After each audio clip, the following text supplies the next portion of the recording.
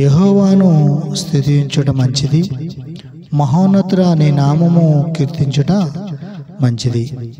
దేవుని బిడ్డలారా, మనం ఈ లోకంలో ఉంటున్నాము కనుక యెహోవాని స్తుతించడము మంచిది.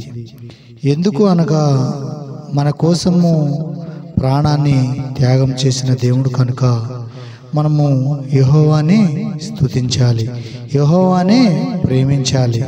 దేవుని బిడ్డలారా, మన కోసము ప్రాణాలు అర్పించి మన కోసము పరలోకాన్ని సిద్ధపరిచిన దేవుడు కనుక ఎల్లవేళ మనము యెహోవాని స్తుతించే వారిగా మనము ఉండాలి. మహోన్నతుడ నీ నామము కీర్తించడం మంచిది. దేవుని బిడ్డలైన మనము ఆయన నామాన్ని మనము కీర్తించే వారిగా మనము ఉండాలి. ఉదయమును నీ కృపను, ప్రతి రాత్రి నీ విశ్వాసతను 10 తంతుల స్వరమండలముతోనూ గంభీర ధ్వని గల సితారముతోనూ ప్రచురించుట మంచిది. దేవుని బిడ్డలారా, ఉదయం లేచిన దగ్గర నుంచి ప్రతి రాత్రి అస్తమించేదాకా మనము దేవుని యొక్క విశ్వాసములు మనము కోల్పోకుండా దేవుని యొక్క మాటల ప్రకారము మనము జీవించేవారిగా మనము ఉండాలి. ఆయన కృప కొరకు మనము కనిపెట్టుకుని ప్రార్థన చేసేవారిగా మనము ఉండాలి.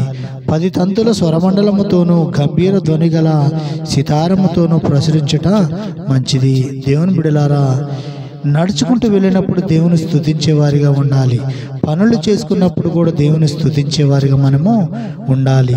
ఎటు వెళ్ళినా కూడా దేవుని మాటలే మనము చెప్పుకొని బ్రతికేవారిగా మనము ఉండాలి. దేవుని బిడ్డలారా, పాటలు పాడుకుంటూ కూడా దేవుని స్తుతించేవారిగా ఉండాలి. వాయిద్యాలతో కూడా దేవుని స్తుతించేవారిగా ఉండాలి. చప్పట్లు కొడుతూ కూడా దేవుని స్తుతించేవారిగా ఉండాలి.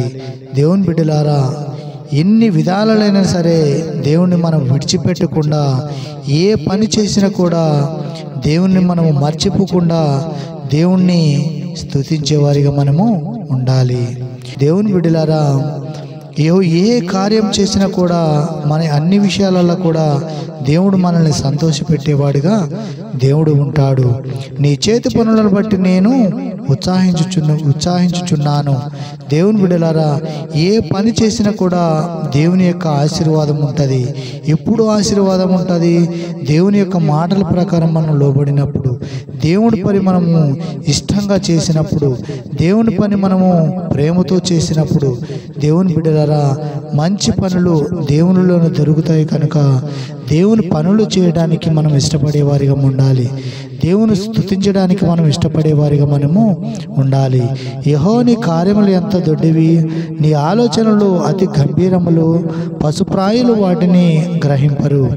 దేవుని బిడ్డలారా, ఈ లోకంలో అన్నీ కూడా దేవుని యొక్క మాటలకి లోబడతాయి. దేవుని బిడ్డలారా, మనమే లోబడలేకపోతున్నాము. ఈ లోకంలో మేఘాలు లోబడతాయి, సముద్రములు లోబడతాయి, భూమి కూడా లోబడుతుంది, గాలి, నీరు, మంట అన్నీ కూడా దేవునికి లోబడతాయి.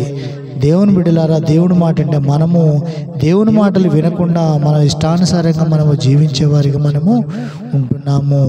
అవివేకులు దేవుడి కొద్ది మాటలు దీవించును గాక.